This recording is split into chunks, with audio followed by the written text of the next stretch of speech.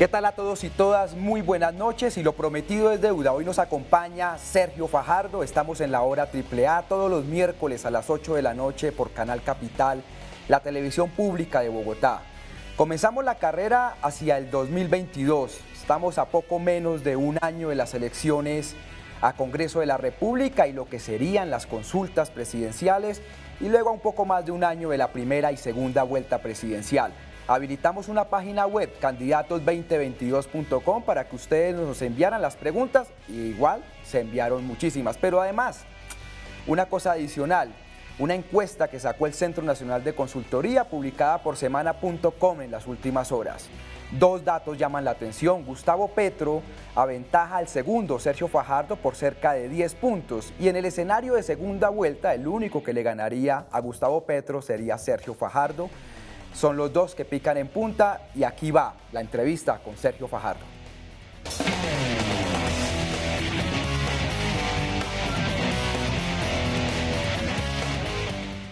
Sergio Fajardo, muy buenas noches y muy amable por acompañarnos. Buenas noches, Ariel, un gusto estar acá contigo. Llegaron decenas de preguntas de todo tipo, pero agrupar esto lo hemos hecho como en 3 o 4 partes. Hay una primera que es por la que se pregunta todo el mundo, cómo está la coalición de la esperanza, posibilidades de coalición con Petro, posibilidades de coalición con el uribismo y la derecha, etcétera. Así que, lo primero, ¿cómo va el proceso de la coalición de la esperanza? Bueno, primero repasemos quiénes estamos en la coalición de la esperanza. Está Humberto de la Calle, Ángela María Robledo, Juan Fernando Cristo, Jorge Robledo, Juan Manuel Galán, estoy yo y está institucionalmente el Partido Alianza Verde. Tenemos un propósito. El 22 de abril nos presentamos en público y vamos a compartir lo siguiente para que ustedes sepan. Primero, yo digo una página donde escribimos por qué estamos juntos. Hay que explicar por qué nos encontramos, por qué nos juntamos. Somos personas que venimos por diferentes trayectorias, diferentes recorridos, en ocasiones contradictorios, pero estamos sentados, estamos trabajando y nos juntamos. 2, una serie de principios éticos, la forma de entender la política, las campañas, una relación con la democracia y la sociedad. Y 3, un conjunto de principios programáticos básicos que compartimos entre todos nosotros. Ese ha sido un trabajo hecho por unos equipos que tenemos, todas las personas han participado allá, incluyendo sus ideas, y esa es una componente de lo que vamos a presentar. 2, tenemos que presentar, ya ese es otro capítulo, tenemos que presentar cuáles van a ser los criterios que tenemos para construir una lista única al Senado de la República y listas únicas a la Cámara de Representantes. Ese es el objetivo que tenemos y tenemos que hacerlo explícito y decir cuáles van a ser esos criterios. Desde ahí, pues iniciamos ya formalmente la acción de las personas que vamos a participar en la consulta. Queremos ser una plataforma que convoca a muchas otras personas a participar, a involucrarse eventualmente en la participación en las listas, por ejemplo, y a ser parte de este proyecto que nosotros queremos hacer. Yo estoy muy contento en el sentido de que hemos hecho un esfuerzo grande de sentarnos, como les decía anteriormente, personas muy diferentes. Por ejemplo, aquí está Ángela María Robledo y aquí estoy yo, y ella fue candidata a la vicepresidencia en la elección presidencial pasada con Gustavo Petro. Y aquí estamos y estamos trabajando.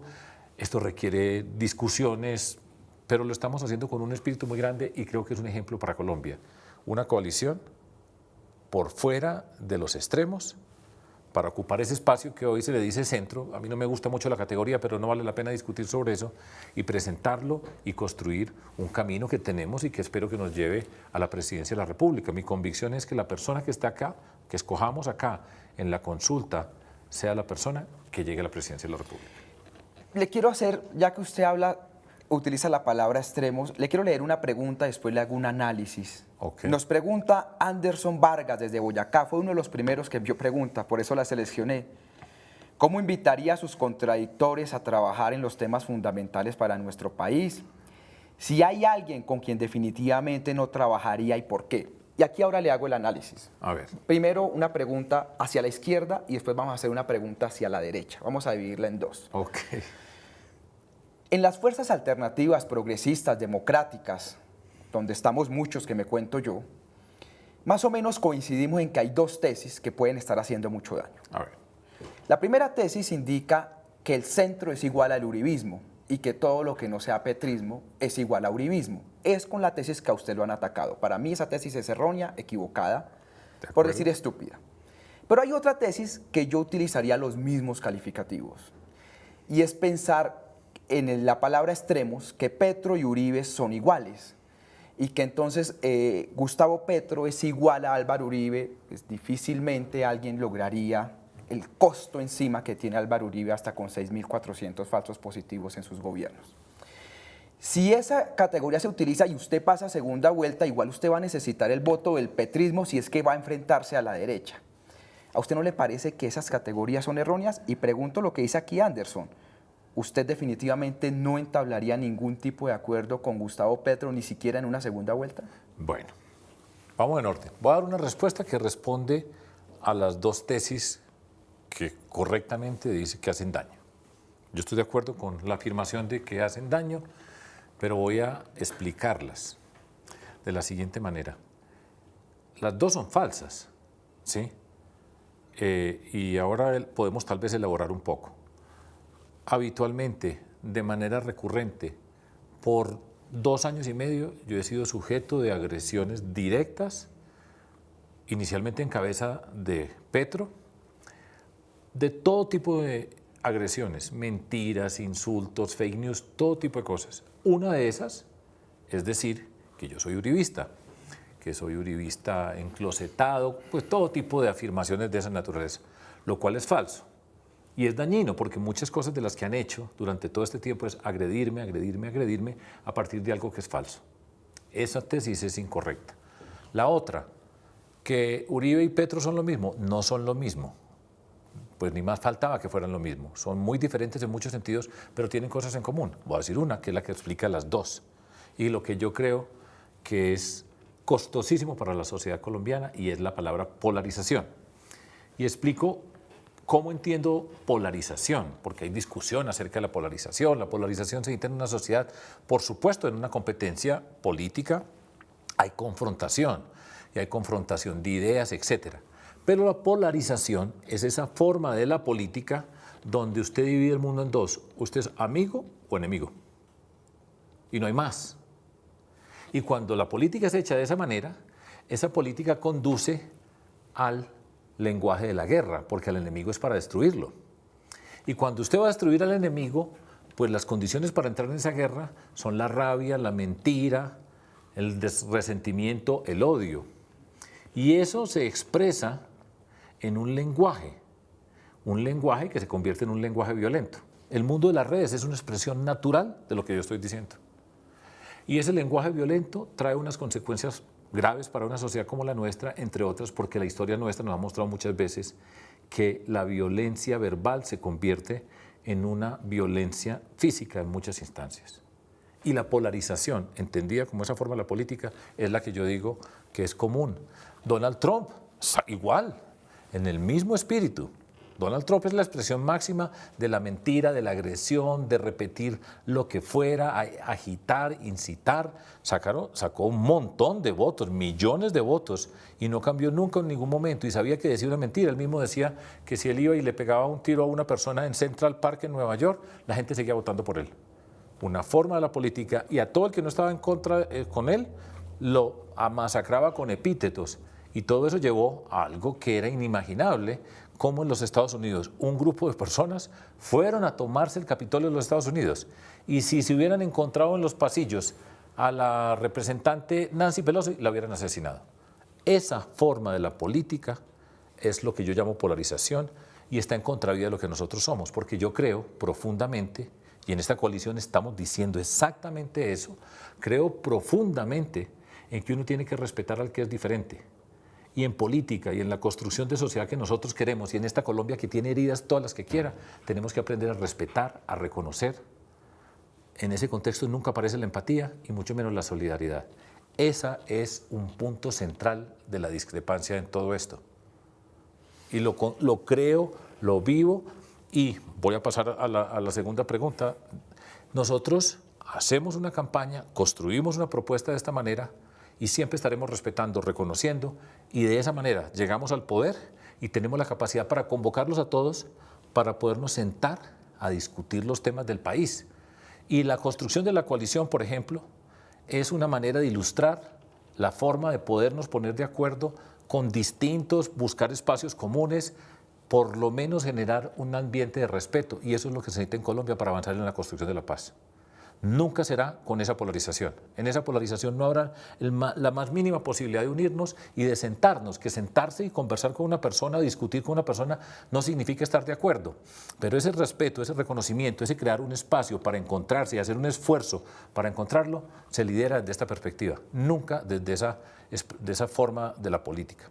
Por eso hemos dicho, digo yo, para no decir en plural, pero yo creo que compartimos, no será con la rabia ni con el miedo. Y entre la rabia y el miedo, la esperanza. Doy un ejemplo. Por ejemplo, con Ángela María Robledo, que ella señala, y hace parte de todo esto que hemos venido conversando y discutiendo, que ha sido muy interesante volvernos a encontrar después de varios años, el sentido de un cambio con serenidad. Nosotros vamos a cambiar. No tengamos la menor duda que nosotros vamos a cambiar, pero vamos a cambiar de una manera para construir, para avanzar con serenidad. Ese es el reto, esa es la expresión política, eso es lo que yo quiero decir con todo eso. Entonces nos podemos sentar, de eso no tenga ninguna duda, que nos podemos sentar y convocar para respetarnos, dando ejemplo para respetar a las personas. Eso es lo que yo pienso. A ver, Sergio, bueno, ya pregunté a la izquierda, vámonos a la pregunta de la derecha y ahora le pregunto un tema sobre los ataques que quiero centrarme en eso. Entonces, si nos atenemos a la última encuesta, en segunda vuelta está Gustavo Petro y está usted. Y si nos atendemos a la encuesta, digo yo la encuesta, usted le gana a Petro en segunda vuelta. Pero todo el voto de la derecha que ha gobernado, creo yo que Iván Duque va a entregar un país vuelto añicos, tendría que votar hacia usted para poderle ganar a Gustavo Petro en segunda, que eso puede pasar, digamos, se vota contra un candidato contra otro, así son las segundas vueltas en todo el mundo. Entonces ya me respondió usted una posible alianza con Petro. Le hago la pregunta directa, una posible alianza con el uribismo. Mire, es que esta convergencia que nosotros estamos construyendo no está pensando en alianzas, está haciendo una convocatoria, vamos a construir este espacio, vamos a presentar los documentos, vamos a decirle a la sociedad, venga, encontrémonos acá. Y vamos a competir, que además estamos en una democracia. Esa encuesta, yo creo que esa encuesta, esa es la fotografía del día de hoy. Yo no tengo duda sobre esa encuesta y de hecho pues yo nunca cuestiono las encuestas, ni cuando me va bien a mí pues está bien hecha y cuando no me va bien a mí pues está mal hecha. No, esa encuesta es, y parto de esa base. Pero yo voy a agregar algo, Ariel, dentro de todo esto. Pues yo sé todas las discusiones que hay y todas las cosas que pasan. Faltan 14 meses para la primera vuelta presidencial. Y usted que sabe, y por eso está riendo, usted sabe que 14 meses es mucho tiempo. En política es mucho tiempo.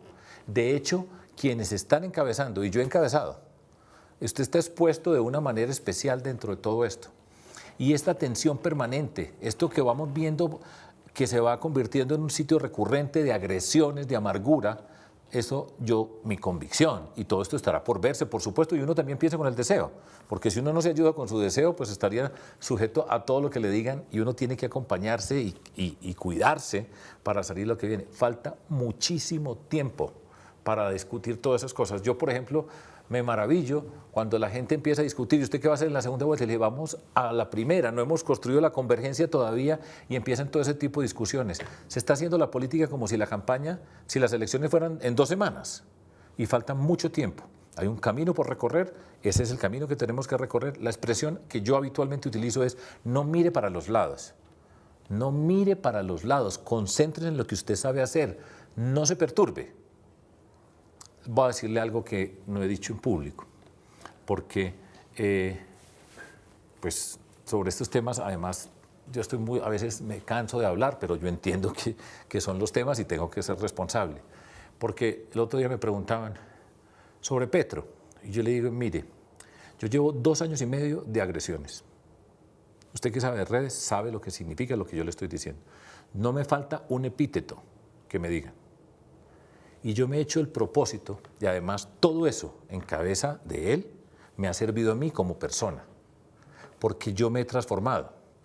porque me he hecho un esfuerzo muy grande de entender qué es lo que está pasando, no caer en la tentación de responder a cada cosa. Fíjese, usted sale en las redes una viral, que Fajardo tal cosa, que es falsa, y es deliberadamente falsa. Y entonces gente me dice, pero ¿por qué no responde? Mire lo que están diciendo, mire lo que significa esto. Y yo me he hecho el propósito de tener el espíritu tranquilo, y lo he logrado, de estar en paz conmigo mismo, tener la tranquilidad para no dejarme llevar al mundo de la guerra, de los guerreros. Aquí vamos para una Colombia que tenemos que sanar, vamos a competir. Y yo no miro para los lados y no me dejo invadir de la amargura y de la rabia, porque cuando uno tiene amargura y rabia, lo que termina saliendo es amargura y rabia. Y a mí como persona, después de la elección pasada, por supuesto, pues me ha servido para transformarme y para entender más la rabia. Y cuando yo escucho o me dicen, porque yo no me la paso mirando redes, ni me la paso preocupado por esos comentarios, pero algo me dicen, yo he aprendido a entender a los que tienen rabia. Y eso es muy importante para lo que viene para Colombia. Eso lo tengo clarísimo, me ha servido enormemente como ser humano y para liderar este país, porque hay que escuchar a los que tienen rabia, y los que gritan, y los que insultan, y los que se sienten bien con una agresión, hay que entenderlos. Y eso es muy importante para poder conducir este país, porque este camino que va, falta, como les dije, mucho tiempo falta para llegar a las elecciones, y en el marco de todas estas rabias y tantos insultos, yo creo que la gran mayoría se agota de todo eso, y el camino nuestro es más largo, exige mucho más trabajo, porque es que un insulto puede ser viral. El otro día conversaba con las personas que trabajamos, no se preocupe porque es que yo no soy viral, yo no salgo a decir una cantidad de cosas y empieza a salir por todas partes. Es un insulto, toma un segundo, una frase, no lleva ningún tipo de responsabilidad. Construir, respetar, reconocer, exige un esfuerzo, y hay que ser coherente y consistente e ir avanzando por ese camino. Y por ese es el que vamos, por ese es el que yo me he propuesto ir, y es el que yo creo que necesita Colombia. A ver, Sergio, hay una pregunta que aquí esto se va a encender en redes cuando ya termine de hacer esta pregunta, pero la necesito hacer después de escucharlo. Bueno. En las redes sociales hay una política nueva de meterse con temas personales, inventar cualquier tipo de barbaridad. En la última semana me ha tocado a mí por denunciar un caso de corrupción en este programa, y bueno, cualquier tipo de barbaridad se dice. A usted lo llevan sicariando moralmente 2 años. En eso yo estoy de acuerdo con usted. Sí. Yo no lo he investigado todo lo que a usted dicen de usted, pero una gran mayoría me ha tocado en los temas de Medellín, en todos esos temas, y yo puedo decir que mis investigaciones no dan eso. Entonces yo parto del principio que mucho de eso, no sé todo, pero mucho de eso es falso. ¿Usted por qué no se defiende? Es decir, sí, usted me va a decir, no, aquí creemos en que al final la verdad se impone. Bueno, sí, eso suena muy cliché, pero esto es política. Entonces uno necesita estrategia. ¿Qué pasa? Es que no está la plata, o no están los estrategas, o qué, pero esto es política. Digamos, la política se juega así en todo el mundo. El señor Donald Trump se atrevió a decir que Biden era comunista, o sea, y hubo gente que lo creyó. El señor Álvaro Uribe Vélez se la pasa diciendo que el que no sea con él es un potencial terrorista. Entonces, pues es así la política. ¿Usted por qué no actúa ahí? Porque es otra política. Es que yo empecé en política a la edad de 43 años y nosotros hemos recorrido un camino. Y es un camino que hemos recorrido, y hay unas palabras que no gustan en este mundo donde la valentía es el insulto. Todos esos que insultan, ustedes se los imaginan cómo serían en el colegio. Serían los bullies, los que están tratando de agredir y de insultar, o los que estaban siempre por allá muy adoloridos y encuentran una oportunidad para insultar. Esta es otra política, es una forma distinta de hacer política. Y así lo he hecho, y ha sido una forma coherente. Y les voy a explicar brevemente qué significa coherencia. Y es que usted va dando pasos, yo entiendo la política como un recorrido, va dando pasos, y usted da pasos y no contradice los pasos anteriores. Eso pasa mucho en la política, porque entonces el chiste es, la política es dinámica. Usted dice una cosa un día, el otro día dice otra, se comporta de una manera, y entonces se considera inteligentísimo o vivísimo dentro de ese mundo. Y al mismo tiempo de que no contradice, mantiene unos principios permanentemente, los mismos principios. Si usted hace ese recorrido, eventualmente termina construyendo lo más potente que hay en política y en general en la vida, y es confianza. Cuando la gente puede confiar en usted, que no quiere decir que piense igual, porque eso no quiere decir lo mismo, pero cuando hay confianza, y la confianza es la riqueza más grande que uno puede construir, y nosotros hemos construido esa, yo he construido esa. Entonces, ese recorrido está ahí. ¿Me han hecho daño? Por supuesto que me hacen daño. Ese chisme, esa mentira, no es chisme, esa mentira, para minarme, para ante muchas personas, por ejemplo, muchos jóvenes, decir, es que Fajardo asesinan a un líder social, que a mí me duele profundamente que asesinen a un líder social, y ya van 19 asesinados este año, y hay cuántos desplazamientos en nuestro país, y por supuesto que a mí me duelen. Y después dice, es culpa de Fajardo porque votó en blanco y era para votar por Duque porque él es uribista. Esas lo hacen, y esa es una forma perversa de las relaciones políticas, de usar las mentiras, las fake news. Y yo siempre he dicho, una persona que hace eso, que miente, que hace trampa, permanentemente deliberada, donde todo vale, ¿usted se imagina cómo gobierna?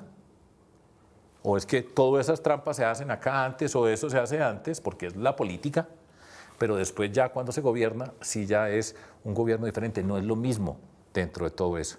Y entonces, todos los días un insulto. Entonces yo me la tendría que pasar todos los días mirando el Twitter, respondiendo todas las agresiones. En algún momento tengo que responder algunas cosas, pero yo me he hecho ese propósito de mantenerse ahí, porque eso es caer en la trampa, entrar a jugar en esa cancha. Y es difícil. No va a creer que por aquí no se me pase a ver algunas cuantas cosas que me gustarían decir, pero eso, por eso decía anteriormente que me ha servido como persona, para aprender a contener un montón de sentimientos que tengo que tener para poder estar compitiendo, para representar lo que yo soy. Yo creo en trata a las demás como te gustaría que te trataran a ti. Yo creo en eso, creo en la decencia. Eso lo creo y así lo vivo. Y si tengo la oportunidad de llegar a ser presidente de la República, así será. Respetar, reconocer, ser capaz de discrepar y actuar de acuerdo a esos principios. Y ya van bastantes años. Y yo estoy expuesto, yo sé que yo estoy expuesto. ¿Usted cree que alguien en mi familia quiere que yo esté aquí? Nadie. Pero yo tengo esa convicción y de acuerdo a esa convicción voy a vivir.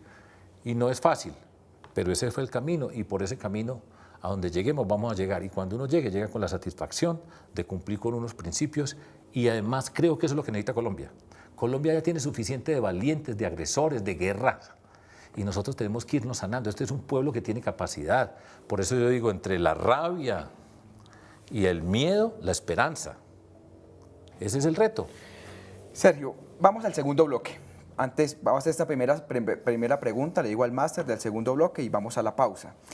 Pregunta Iván Pajoy. El segundo bloque es la evaluación del gobierno Duque, el tema del uribismo. Iván Pajoy, desde el departamento del Amazonas, que ahora están aislados, como toda en la vida aquí en Colombia, al suroriente. ¿Qué opinión le merece el caso Uribe por fraude procesal y el tema de compra de testigos? Esta pregunta la hago, pero es un poco más general. ¿Cuál es su opinión sobre el tema de Álvaro Uribe hoy día, lo que significa Colombia, su caída en picada en encuestas, y su opinión sobre el gobierno de Iván Duque? ¿Respondo ya o vamos a comerciales? Responde ya. Bueno. Después de su respuesta vamos a pausa. Porque son largas, o sea, pues que nos vamos a demorar para la pausa. Primero, la opinión sobre Álvaro Uribe. Voy a responder lo que yo respondo siempre, sea quien sea, incluyéndome a mí. Todos nosotros tenemos que responder ante la justicia por todas nuestras actuaciones. Y quienes estamos en la vida pública tenemos una responsabilidad superior, porque todo lo que hacemos nosotros tiene un impacto por un montón de gente. Nosotros somos las personas que somos los mayores educadores en un país. Yo me entiendo siempre, como un educador. Donde yo esté, como yo contesto en este programa, como saludo a la persona cuando estoy entrando a este edificio, la manera de proceder en todas las instancias, en la casa, en todos los lugares, refleja lo que cada persona es. Y nosotros tenemos una responsabilidad porque a nosotros nos ven y hemos gobernado y tenemos una responsabilidad pública y tenemos que responder. Yo tengo que responder. Y he respondido y siempre he sido respetuoso de las instancias donde yo tengo que responder. Así yo tenga malestares, así yo muchas veces vea que hay detrás cosas que no son correctas desde la perspectiva de lo que significa atender a un funcionario, responder por sus actuaciones, pero siempre he tenido ese principio. Y lo tiene que respetar y tiene que tener los derechos a un juicio justo, con tener las garantías para poderse defender. Eso vale para Álvaro Uribe, para Gustavo Petro, para Ariel Ávila, o para mí, o para cualquier persona. Y así lo he respetado y he sido coherente. Cuando la Corte Suprema de Justicia dijo que el presidente Uribe tenía que ir estar detenido en su casa, dije, esa es la decisión y se tiene que respetar. Y he hecho el esfuerzo permanentemente, repito, porque es que yo hablo con ejemplo. Yo no estoy hablando en abstracto. Yo estoy hablando porque yo tengo que responder, porque yo tengo que responder por mis actuaciones. Y lo que yo digo, y por eso hablaba ahora de la palabra coherente, porque es que usted puede comportarse de una manera acá, pero cuando le toca a usted la hace de otra manera. Y yo he comportado siempre de la misma manera, para él y para cualquier persona y para mí. Ese es el principio. Tiene que responder, tiene que respetar. Necesitamos que nos den las garantías. Él las tiene que tener como las tiene que tener toda persona. Y que la justicia actúe. Porque el gran problema de nuestro país es la desconfianza. Porque este país, pues los ejemplos que hemos visto asociados con la justicia le han hecho un daño enorme a Colombia, que en adición a las desigualdades sociales profundas que vienen creciendo en nuestro país, la pobreza que viene creciendo como viene creciendo, el malestar con la corrupción que está asociado con la desconfianza por las instituciones es gigantesco y ese es un ambiente que no le conviene a ningún tipo de sociedad. El caso del exfiscal Gustavo Moreno, que de hecho se le ha echado mucha tierra encima. ¿Cómo llegó allá? ¿Por qué llegó allá? ¿Quiénes le pagaban para que lo sacaran de los casos? ¿Y quiénes le pagaban para que enterraran a otras personas? Todos esos elementos están ahí. Y nosotros tenemos que recuperar la justicia. Y creo en esto que les voy a decir. Nosotros tenemos que dar ejemplo de respetar y ser coherente. Eso es lo que yo creo con respecto al expresidente Álvaro Uribe. Él tiene que responder. Dele las garantías para que se defienda. ¿Sí? Como es justo. Y tenemos que poner ese esfuerzo. Yo puedo pensar una cosa u otra, pero hay una diferencia muy grande. Es que yo he sido funcionario público y yo tengo que responder por mis actos. Y de hecho voy a señalar algo. Yo he visto cosas muy injustas asociadas conmigo dentro de todo este mundo, y las hay. Pero también he visto como en la mayoría de las instituciones, organismos de control, de justicia, lo que yo he visto es que la gran mayoría es gente honesta, seria. Pero estamos hablando para dirigir un país. Y yo tengo esa responsabilidad y así la he asumido. Y repito, estoy dando ejemplo porque yo respondo. Yo respondo por mis cosas. Y nunca me han oído quejarme, solo en un caso. Pero nunca me han oído quejarme a mí, sino decir, tengo que respetar. Pero eso sí necesito que me den las garantías y que se actúe con transparencia y que no se muevan esas cuerdas ocultas que se mueven en todos los casos. Y esa es obligación de la sociedad. Y ustedes mírenlo, los periodistas, las personas que analizan, miren las cosas, póngalas allá y póngalas y hagan parte de la discusión. Y eso me parece muy importante. Pero yo voy para presidente, estamos en estas cosas, ese es el reto y tengo que dar ejemplo siempre. Y lo he dado y lo estoy dando. Ya venimos con la evaluación de Iván Duque, pero vamos a una pausa y volvemos en unos cuantos segundos.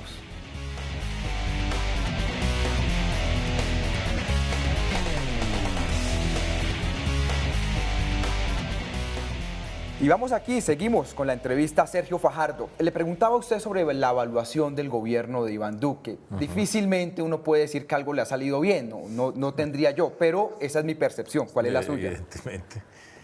Pues bastante de acuerdo, Ariel. Voy a explicar un poquitico, porque aquí tenemos un programa que podemos hablar. Yo lo separo en dos etapas. Una primera etapa, pues recién elegido, donde empezó con un discurso, y yo le puse mucha atención, pues habíamos sido competidores pocos meses antes y puse mucha atención en ese primer discurso donde él habló de unir al país. Y ese mismo 7 de agosto del 2018, el presidente del Senado en ese momento, el senador Macías, hacía trizas la posibilidad de unir al país y era su propio partido.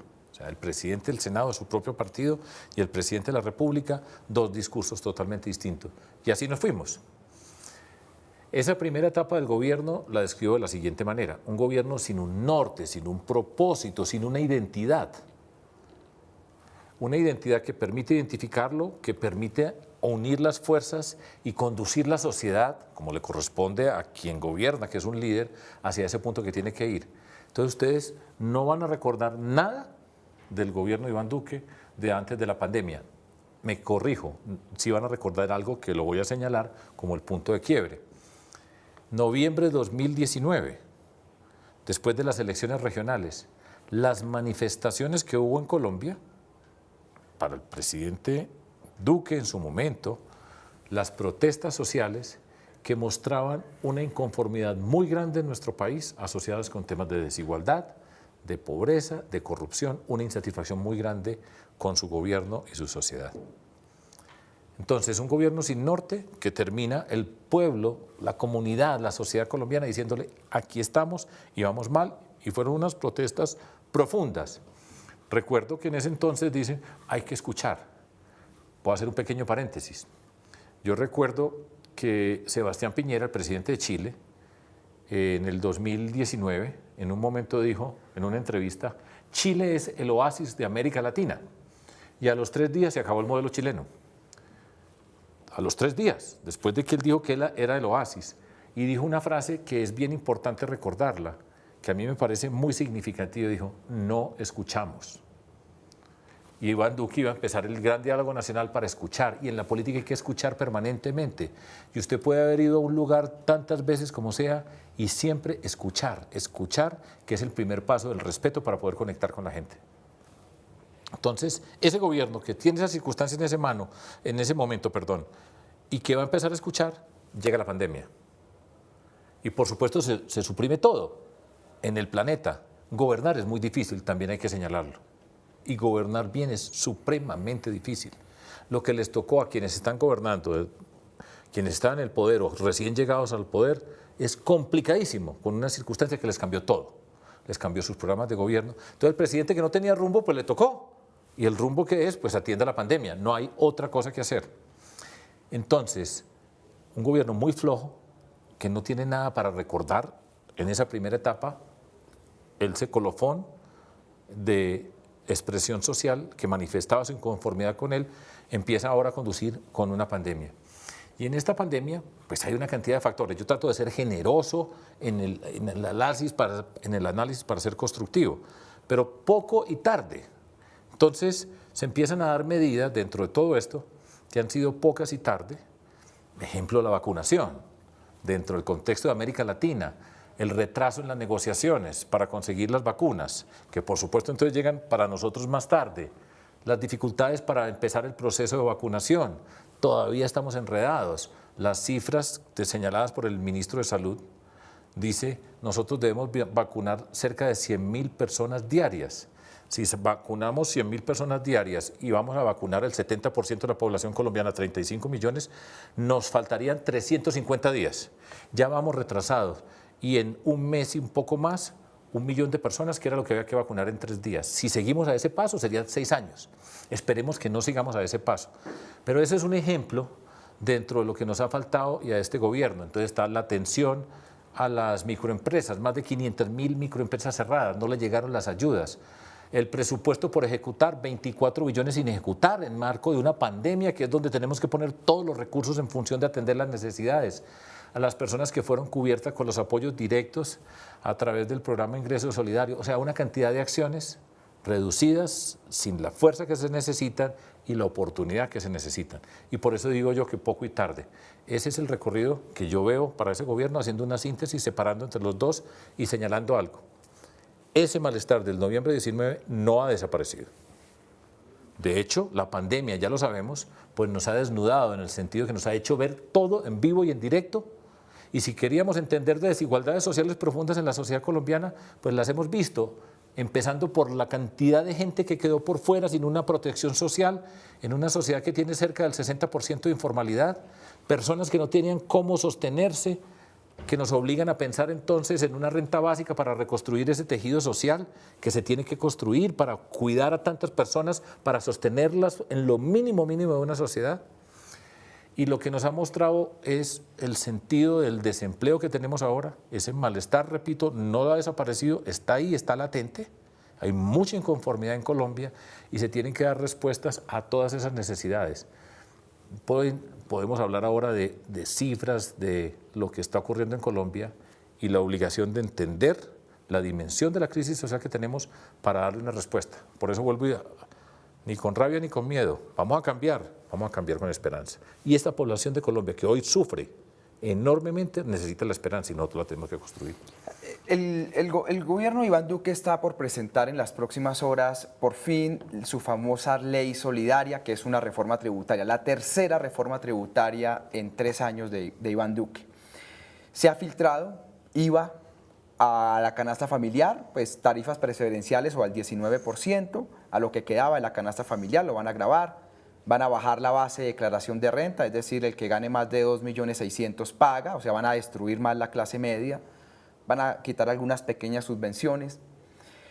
Desde el punto de vista de muchos de nosotros es una reforma regresiva, pero lo que no se entiende es recaudar 20, 24 billones en un momento en que hay esta crisis económica, no se entiende es cómo se ahorca la sociedad. ¿Usted qué opina de la reforma tributaria, de lo que se ha filtrado, que nadie conoce el documento final, de la tercera reforma tributaria de Iván Duque? Mire, venía en el carro para acá y escuché que iban a posponer la fecha para entregar la reforma para que sea discutida por todos nosotros. Pero hago unas observaciones con respecto a esto.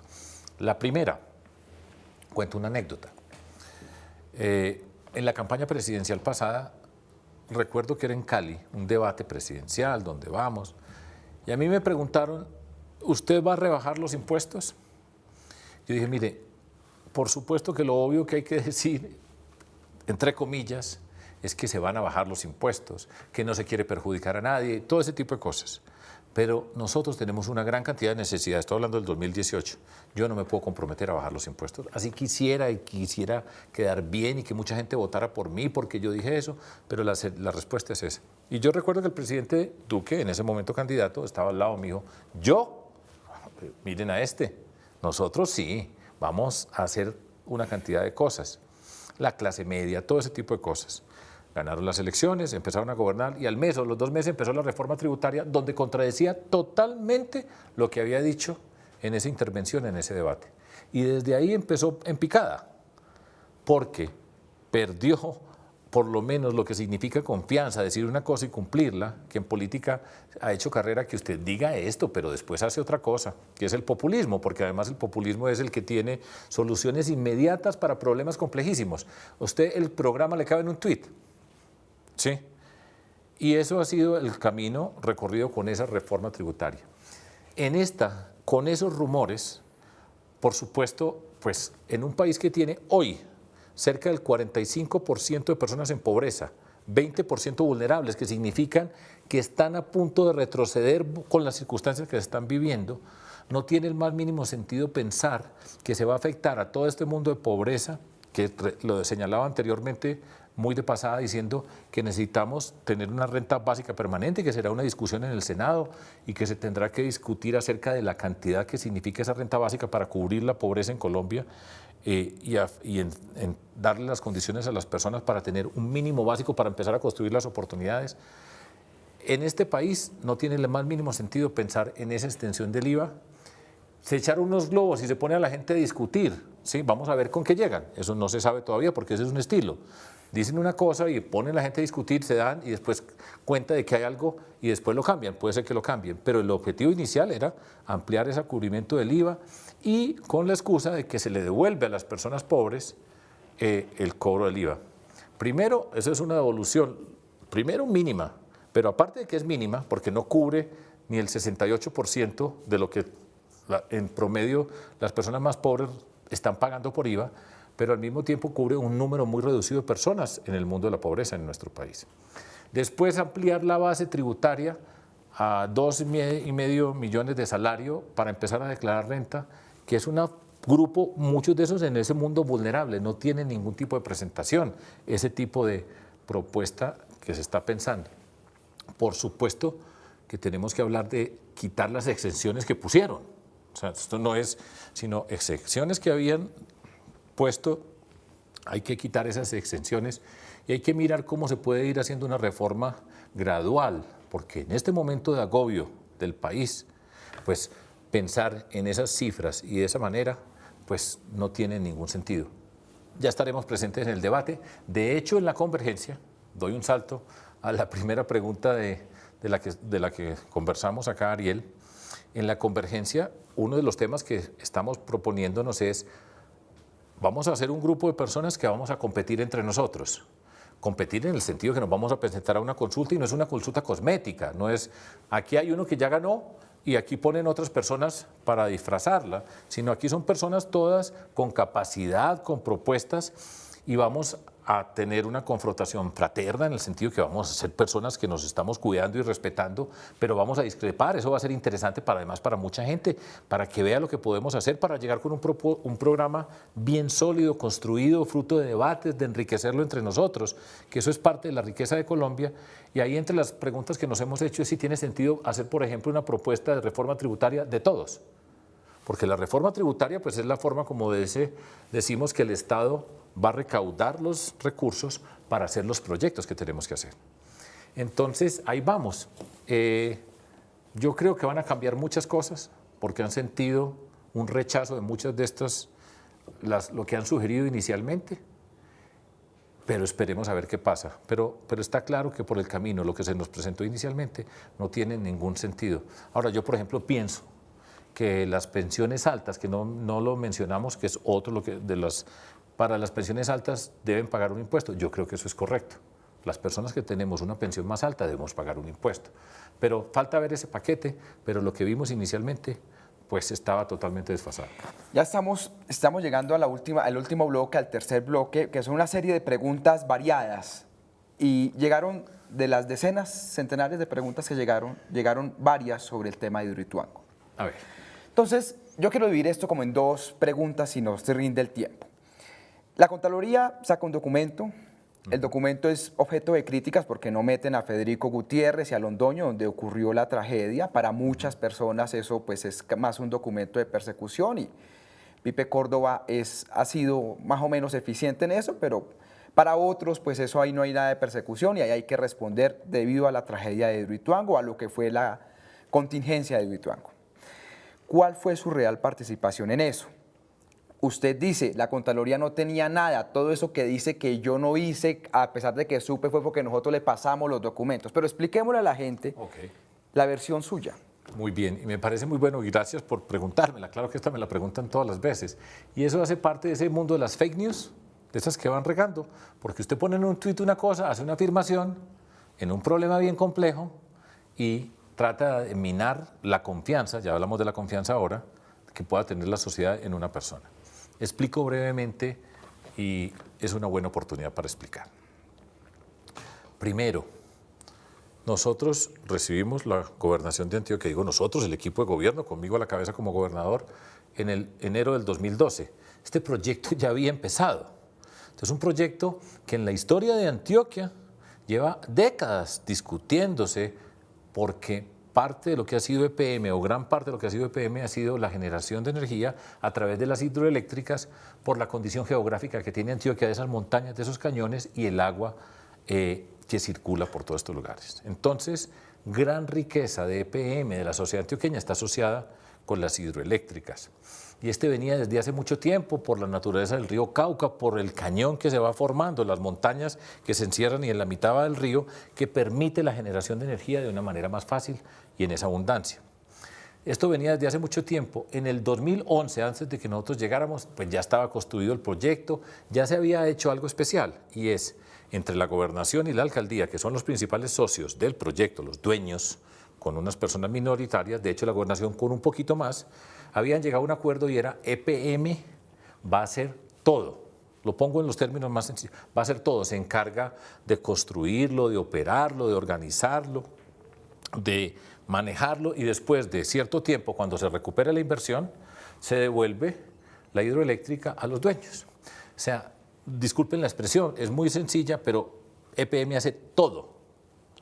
Y hay una junta directiva que tiene que hacer seguimiento a cómo va desarrollándose el contrato, ese contrato especial que tiene un nombre, unas siglas del inglés BOOMT, que está haciendo EPM. Y ahí se sigue un cronograma con respecto a los tiempos y se hace seguimiento a la forma de los costos que va teniendo el programa. Y hay una sociedad que tiene un grupo reducido de personas que recibe unos informes, esto es ingeniería de la máxima expresión, que recibe unos informes, estudia, analiza y se comparte con la junta directiva que va haciendo ese seguimiento. Esa es la introducción para explicarle qué es lo que me toca a mí como gobernador y a las personas delegadas en la junta directiva. Es un papel de seguir un cronograma y hacer un seguimiento al flujo de recursos económicos, porque este hace todo dentro de todo esto. Entonces, este es un proyecto que ya venía en construcción desde antes.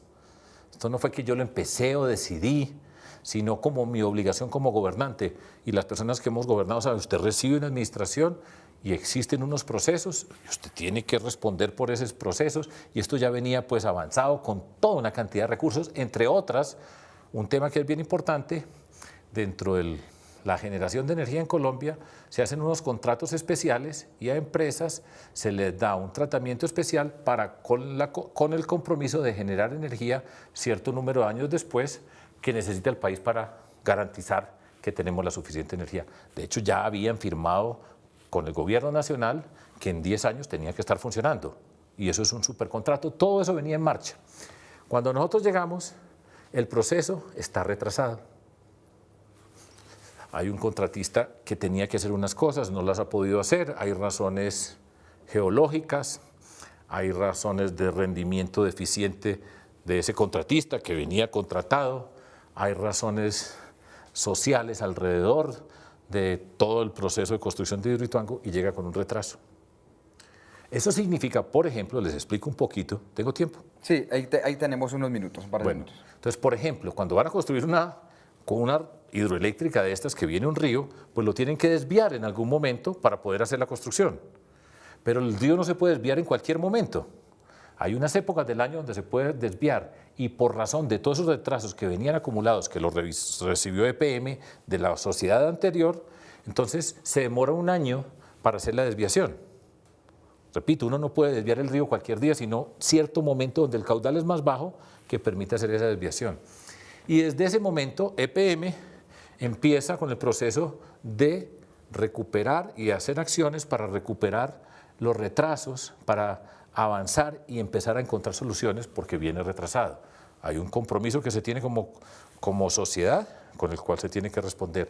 ¿Qué hacemos nosotros en la Junta Directiva durante todo este tiempo?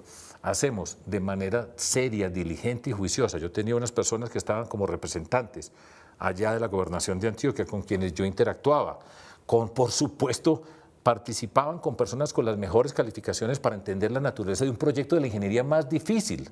EPM tiene, ustedes no se imaginan la cantidad de equipos, el grupo asesor de expertos internacionales, son decisiones trabajadas por grupos de la mayor calificación, la mayor sofisticación para hacer ingeniería, una obra de esa naturaleza que nunca se había hecho en Colombia. Y la estaba haciendo EPM, que es una empresa pues, que es un orgullo de Antioquia, de Colombia, que significaba seriedad y rigor para todo esto. Y nosotros participamos en la Junta con mis representantes, interactuamos. Ahí queda explícito la forma como yo hago seguimiento a las personas con que trabajo yo durante todo el tiempo, la manera de hacer seguimiento, de estar al tanto de las tareas, participan con rigor y con seriedad, y fuimos tomando las decisiones que nos tocaba tomar a nosotros, y todo está documentado, está explicado qué dijimos, por qué dijimos. Entregamos, entonces EPM va tomando unas medidas, se va a construir un nuevo túnel. Todo eso tiene una explicación técnica, eso no es que nosotros no nos sentemos a decir hagamos un túnel, no. Eso viene, repito, de lo más sofisticado de la ingeniería, y son razones explicadas con todas las preguntas, con toda la responsabilidad que tienen ellos. Nosotros entregamos el 31 de diciembre del 2015, están aprobados los términos económicos de las medidas adicionales que se tienen que tomar, cuántas personas van a trabajar, cuántos turnos, las máquinas, todo tipo de cosas. Y EPM ya había tomado la decisión de hacer un túnel de acuerdo a unas especificaciones diseñado por la gente que tiene que diseñar todo ese tipo de cosas. Y arrancó el proceso. Nosotros terminamos y de hecho ahí empiezan a construir el túnel. Faltando 2 días para que ocurriera el incidente que hubo, lo que ocurrió allá, si ustedes pueden ver el informe de la reaseguradora. La reaseguradora es una empresa del mundo de los seguros que recoge seguros y asume una responsabilidad gigantesca, que todos por supuesto están haciendo seguimiento. Pueden ver el informe de Deloitte, que es la que acompaña al gobierno nacional a través de la CREG, la Comisión Reguladora de Energía, que va haciendo seguimiento al proyecto, porque es que ellos están comprometidos a entregar el proyecto para energía para el país. La Junta Directiva, y faltando 2 días el informe es, se recuperaron todos los retrasos que traía ese original, va pero lejos cumpliendo con el presupuesto, no se ha pasado para nada en el presupuesto, esto es una buena práctica internacional. Faltando 2 días, y después falló ese túnel. ¿Qué estamos haciendo nosotros y qué voy a hacer yo? Esto pasó hace el 3 de diciembre, recuerdo muy bien que fue el 3 de diciembre porque era el día del cumpleaños de mi papá. Entonces, ese día anuncio. Entonces hay un despliegue gigantesco, Fajardo va a estar investigado, como ocurre acá. Entonces, investigado, ya me asocian a mí con que soy lo que usted quiera, ¿sí? Cualquier tipo de expresiones. Van 4 meses, todavía no hemos presentado los descargos. Vamos a presentar los descargos donde demostramos que actuamos de manera correcta. Vamos a demostrar que ese túnel se cayó, pero no por responsabilidad mía ni de las personas que participaron en la Junta Directiva en representación de nosotros, y vamos a explicar todos los argumentos. Y esa es la tarea. Ahora, una parte que íbamos a hacer esa pregunta. Los que estaban viendo construir todo esto, ninguno aparece investigado dentro de esta investigación de la Contraloría. Esa es una pregunta para hacer. Pero, repito, déjeme terminar, Ariel. Actuamos de manera correcta, actuamos de manera diligente, actuamos de manera seria y responsable, pues con el proyecto, con el departamento. Tengo que responder y es legítimo. Que tiene que responder un montón de personas, cada uno tiene un pedazo sobre el que asume en todas sus labores de gobierno, y por eso digo que soy coherente. Porque esto, cuando me dicen una cosa u otra, le digo, es que uno tiene que ser coherente, y significa, usted dice aquí, dice acá y dice allá y responde, y yo voy a responder. Y voy a responder y vamos a demostrar que nosotros lo hicimos bien. Una pregunta, me quedan 10 segundos, de sí o no. ¿Usted cree que la Contraloría de Pipe Córdoba lo está persiguiendo, sí o no? Quiero creer que no. Ok, muy bien. Vamos con el análisis de la encuesta que hace León Valencia, y aquí estuvo Sergio Fajardo. Sergio, muchísimas gracias por habernos acompañado. Gracias, Ariel, me gusta esta oportunidad. Yo sé que nos está viendo mucha gente por fuera de los extremos, no rabia, no miedo, esperanza. Para allá vamos. Y en 8 días nos vemos en la hora AAA. Feliz noche. Vamos a hacer un análisis de la encuesta del Centro Nacional de Consultoría sobre preferencias de los colombianos para los candidatos presidenciales a 2022. Tiene cosas muy interesantes. Primera, Petro encabeza esa encuesta con una ventaja sobre los demás enorme. Tiene 23 puntos, el segundo es Fajardo y tiene 12 puntos. Pero, y esta es una segunda conclusión muy interesante, Fajardo es el único que puede derrotar a Petro en segunda vuelta. Una tercera conclusión es que una coalición que se está armando, la llamada de la Esperanza, donde está Fajardo, pero está también Galán, está también Humberto de la Calle, también está posiblemente Alejandro Gaviria, que lo marcan ahí en esta encuesta, está Jorge Enrique Robledo. Esa suma, digamos, de los candidatos daría 22 puntos, muy cercano a lo que tiene hoy Petro. La cuarta conclusión que tenemos es que los candidatos de una coalición que también se está armando, la de los clanes políticos regionales y exalcaldes, donde están Fico Gutiérrez, donde está Alex Sar, donde está Pilia Francisca Toro, esa coalición sumaría unos 15 puntos. La quinta conclusión, y muy interesante, es que los dos candidatos que tiene el Partido Conservador en esa encuesta, Marta Lucía Ramírez y Pinzón, suman 11 puntos. Y la sexta conclusión, pues es una conclusión muy interesante, porque el centro democrático, es decir, el uribismo puro, tiene apenas 3 puntos, 2 que tiene el hijo del presidente Uribe, Tomás Uribe, y 1 que tiene Paloma Valencia. Y la séptima conclusión, que también tiene mucho interés, es que el Partido Verde, que es el partido que ganó las elecciones locales en el 2019, no tiene candidatos que registren esta encuesta, porque no los pusieron los encuestadores o porque realmente no hay candidato ahí fuerte dentro de ese Partido Verde, siendo el segundo partido más importante del país hoy. Estas conclusiones, claro, estamos muy lejos del día de las elecciones presidenciales, pero es muy importante tomarle el pulso a lo que va ocurriendo en esta disputa que va a ser tan interesante a la presidencia después de una pandemia tan dolorosa y después de que el uribismo está saliendo de la disputa real por el poder en Colombia.